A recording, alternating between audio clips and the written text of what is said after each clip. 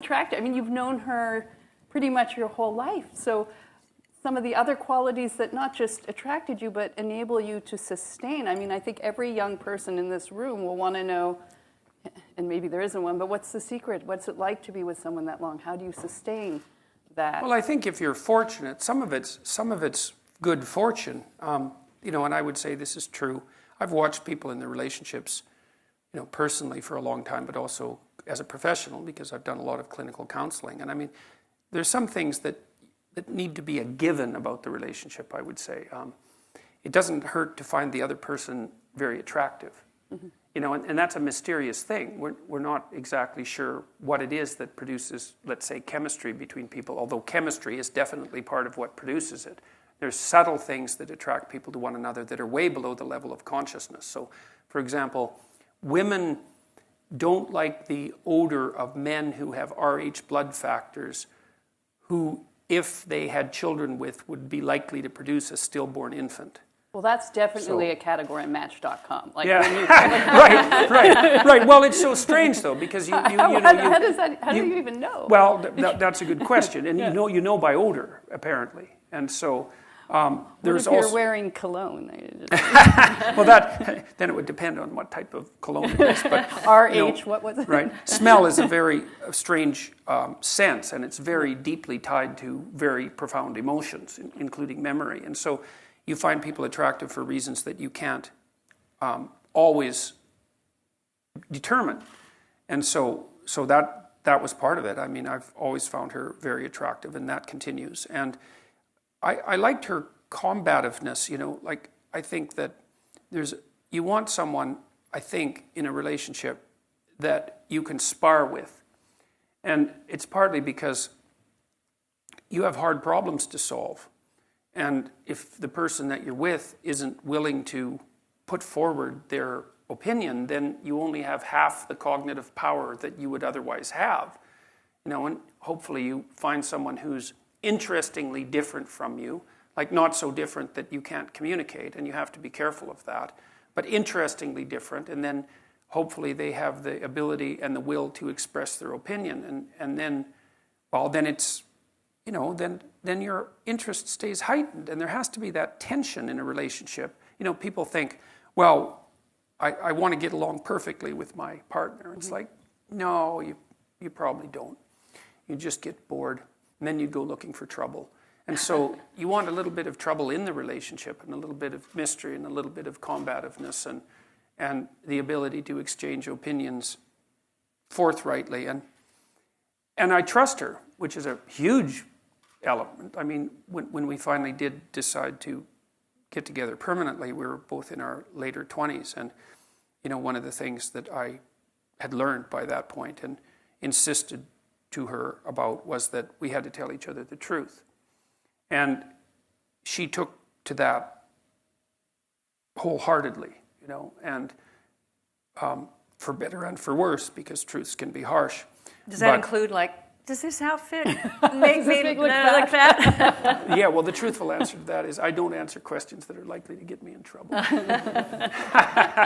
Yeah, so... I have a son who will answer honestly, and it's infuriating, but then I realized if you want the truth, talk to Tamara. I'll tell you. Well, that's the thing, it's useful to know. The truth is empowering. Truth tellers are charismatic, and actually both my sons are brutally honest, which is disconcerting, yeah. But I can see that it's made them very formidable, and because of people trust them and the friendships, and just it gives them and you've written a lot about this. Well, if I tell my wife that she looks good in an outfit, she knows that I mean it. Yeah. And so there's some utility in that. And then if you're silent and say, I don't answer questions, that she goes and changes it. Well, sometimes she'll say, do you like this? And I'll tell her that I don't. And that doesn't necessarily make her happy in the moment. Right. But if I do say I like it, she knows that I mean it.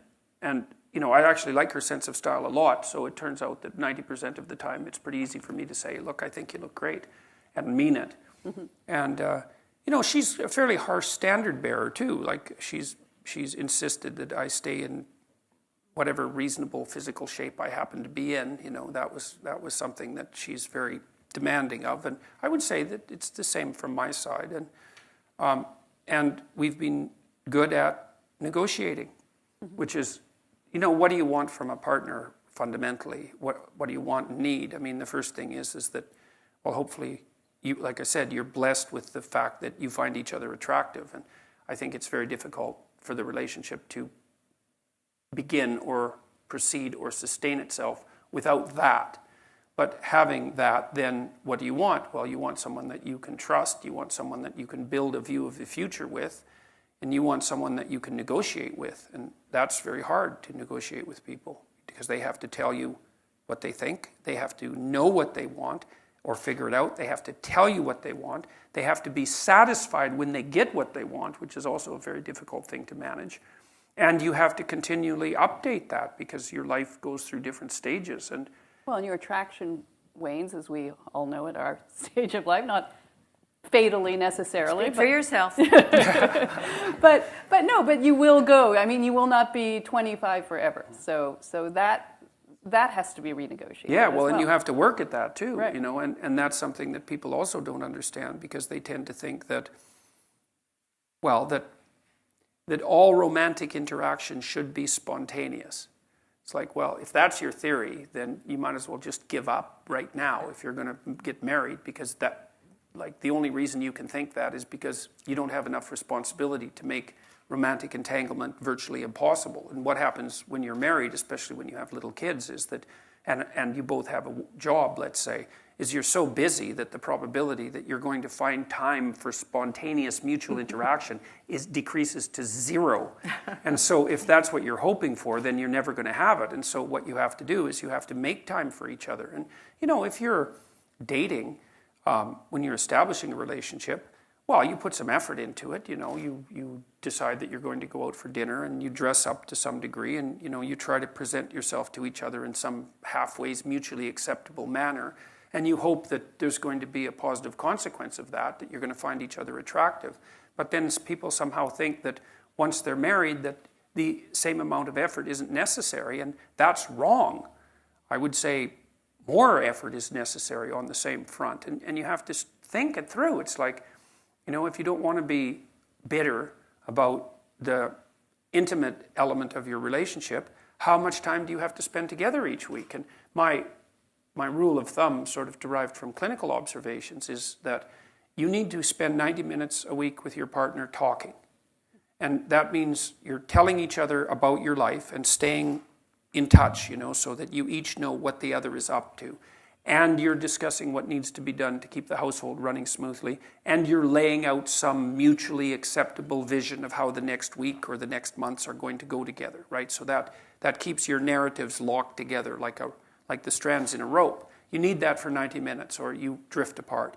And you need to spend intimate time together at least once a week and probably more like twice. And that has to be negotiated. And if you don't negotiate it and if you don't make it a priority, then it won't happen in all likelihood. And then, well, then you don't have it. And that's a catastrophe because there's not that many things in life that are, intrinsically, what would you say, engaging and meaningful and pleasurable and also bonding, all of that. And if you let that go, then, well, part of you dies and part of the relationship dies. And, well, then there's always the possibility of becoming attracted by alternative entanglements, which you would do if you had any spirit left, right? I mean, that's the thing is if your relationship at home is entirely unsatisfying sexually, what are you supposed to do with that? Nothing? You're supposed to just bear it? I mean, in one way, the answer is yes, because it's your marriage. But another way is, well, what, that's all the fight you've got in you? You're going to just let the erotic element of your life die and accept everything that goes along with that because you're not willing to cause a bit of trouble to ensure that it's maintained? And, and we're not very good at thinking these things through consciously. And people are bad at negotiating, period, as far as I can tell. But they're particularly bad at negotiating things that are deeply private.